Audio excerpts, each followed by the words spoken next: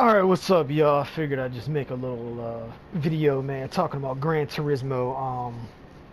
So Gran Turismo 7 on the current gen and next gen consoles. Let's give you some stats here, man. The game was released this year with 420 plus cars and supposedly 90 plus tracks. But if you look back at the other Gran Turismos on previous consoles, obviously the original Gran Turismo that was released in 97 having the least amount of cars and the least amount of tracks with 140 cars and 11 tracks. Now, Gran Turismo 2, this is on Wikipedia, so some of these stats might be off, man, I don't know. But Gran Turismo 2, released in 99 on the original PlayStation, 650 cars. Okay, let's just go over the cars. Let's not even worry about the tracks. Gran Turismo 3A spec only coming in with 181 cars, not that impressive. But just the fact that Gran Turismo 2 came out on the original PlayStation and had more cars than what Gran Turismo 7 has, like that's mind blowing. Then you have Gran Turismo 4, which came out on PlayStation 2, 721 cars. Again, two consoles back from the PS4, almost double the cars. Then you have Gran Turismo 5 and Gran Turismo 6, which is easily over double with Gran Turismo 6 almost tripling the amount of cars in Gran Turismo 7. Gran Turismo 5, 1,074 cars, and Gran Turismo 6, 1,247 cars. I'm not even going to talk about Gran Turismo Sport. I don't consider that a Gran Turismo game, and you can hate me, love me, whatever the fuck you want to do, I don't care. But here's the thing. Those games were pretty much cheaper in most aspects than what Gran Turismo 7 is, man. Not to mention they didn't have microtransactions, to where you could spend real money to buy cars in the game. You had to grind it out. Therefore the cars were cheaper. So, like, okay, yeah, you're saying Gran Turismo 7 has 90 plus tracks. The only other game that could have topped that would have been Gran Turismo 6 with 100, tracks or whatever like that. So my thing is, why are game developers taking backward steps with a console that is more powerful, has more storage system, because you can buy external hard drives. I have a 2 terabyte external hard drive. I'm not worried about space or memory. The very first update we got for Gran Turismo 7 that was anything substantial only added 3 vehicles. 2 of which I bought, 1 I really don't care about. But to me, this doesn't make sense, man. I see a lot of games taking, steps backwards, man. The Need for Speed series, just other racing games, if, I'm not trying to sound greedy or anything like that, but, games costing $60 or more nowadays, depending on which version you get. And then you have to buy, season passes or buy DLCs. We're basically paying for unfinished games and then paying for extra content, and to me it's like the PS3 kind of started that era, Call of Duty, all these other games, where they add maps, you gotta buy season passes, then when the season runs out you have to buy the next season pass. Game companies are just money hungry, but I'm like, with polyphony, with these microtransactions and stuff like that, I feel like, if they were going to put microtransactions in the game, maybe to pay for future updates, future content, okay, that's okay. I can understand that. But, add, more content, don't hide performance parts around a stupid roulette ticket system, because, you're just, that irritates a lot of people off, or pisses a lot of people off. It makes no sense.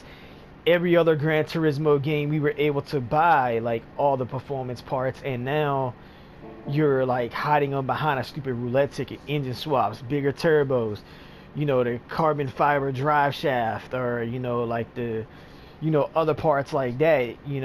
It's kind of retarded, if you ask me. I've mentioned this in every single video that I've pretty much uploaded of Gran Turismo. I don't understand it.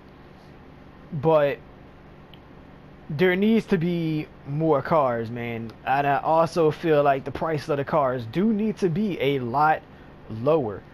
Like, okay, I get, Kaz or Kazuori, whatever the fuck his name is, the developer of Gran Turismo, you know, like he wants the game to reflect on real life prices for the cars and stuff like that, yet the performance parts in the game are nowhere near close to what they would cost in real life, but yet the cars are. So you got cars in this game that cost, you know, way over $1 million, two, three, four, five, all the way up to 20 mil. And then some of these cars that, you're paying over $1 million for, they handle like shit.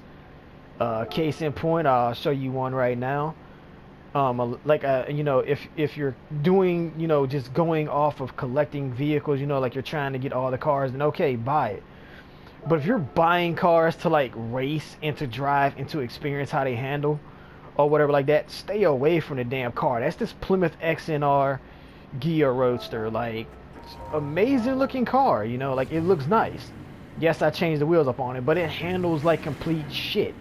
You turn the TCS on, like you barely hit the throttle and it still spins out. Like, it's not a good car to race.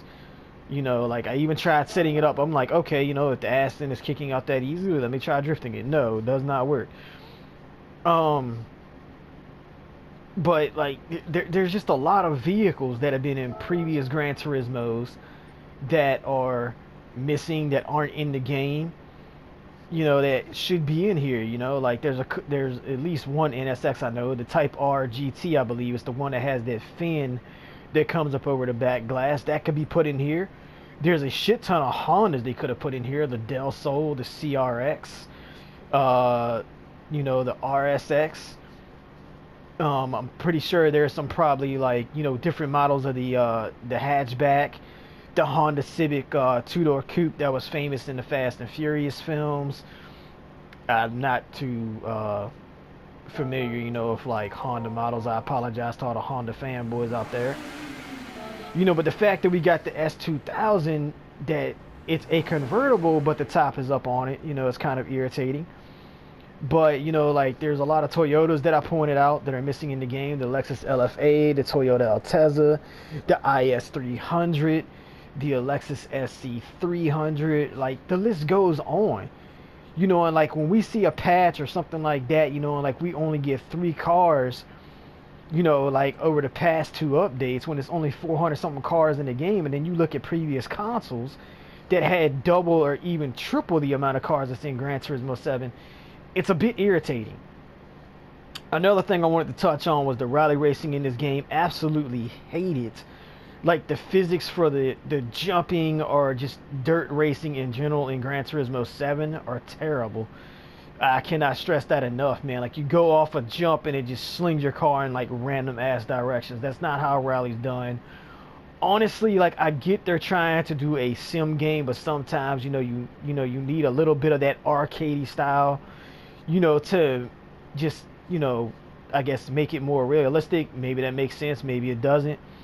But if you want good, off-road racing for a game, I hate to say it, Forza. But like the previous Gran Turismos didn't have that issue with the off-road racing or the rally racing from what I played. They were actually good. And then another issue with the off-road or rally racing, there's not enough dirt tracks in this game. What is it, only like 3 at the most? Like, come on, Polyphony.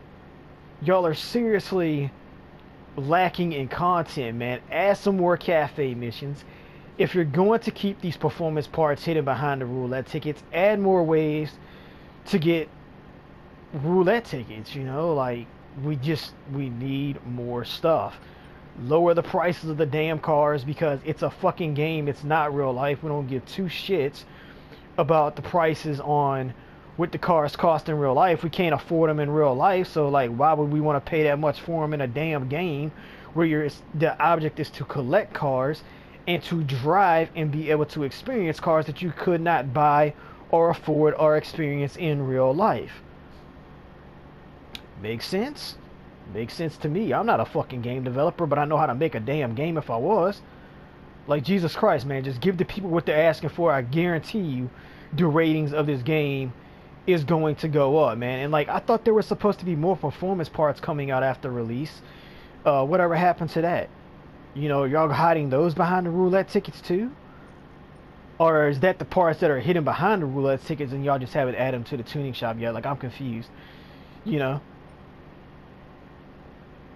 But I mean, there's just a lot more that I could rant on, you know, in this video, you know. But it's like I like this game, but at the same time, just the ignorance of the developers is starting to irritate me. You know, like it really is, man. Like I feel like, you know, like okay, yes, you know, they give us updates, it improves the game, and then like other things it's irritating because we want more content, man. That's what we pay for, you know, as a racing game, and it feels like we just get a stupidly like double-sized demo, or you know, like a prologue to a game that should be, you know, we're waiting to come out with. I mean, or waiting to come out.